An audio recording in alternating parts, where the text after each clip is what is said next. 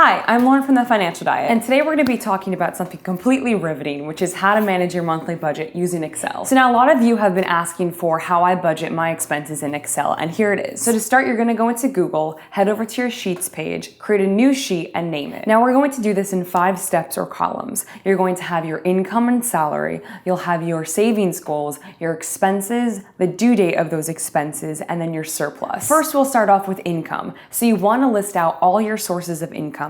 Now, if you're a freelancer or if you have side jobs, this will obviously change month to month, but try to keep it as organized as possible. So in the column over, you want to add the numbers that correspond to each source of income and make sure that you're tracking them after tax. Then we're going to add a total cell at the bottom so you can see everything that you've brought in that month. Navigate over to the Functions tab, which is on the top right-hand side of your screen, and it kind of looks like a Greek symbol. Once you've selected the Sum option from the Functions tab, you're good to go. Hold down the Control key and select the column so you have the total number of all of your income. Now we're going to move on to the automatic savings portion of your budget, and this is simply a percentage of your monthly income that gets portioned out to a set list of items. Now these percentages will vary for everyone depending on what their goals are and how aggressively they're saving for retirement. So for the purpose of this exercise, we portioned out 20% of the monthly income to savings 2 different ways, which is shown here. Now we're going to move on to some simple math. Click on the cell where you want the total to appear, then hit the equal sign. Note that all formulas in Excel start with an equal sign. Next, select your gross income total,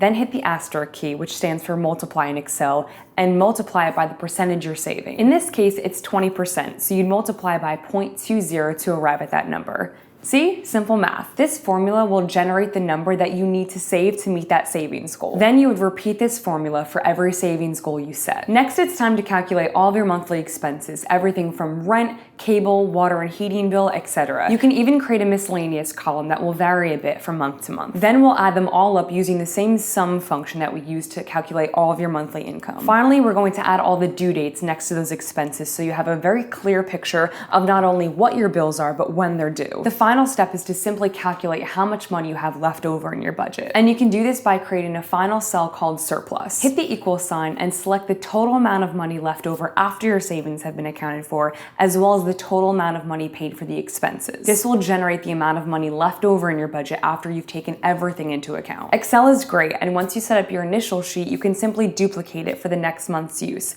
Simply delete all the old spending numbers and start fresh. In my Excel sheet, I keep separate tabs down at the bottom for each month. Excel makes budgeting fun and easy. So thanks for watching, and don't forget to hit the subscribe button and go to thefinancialdiet.com for more. Bye!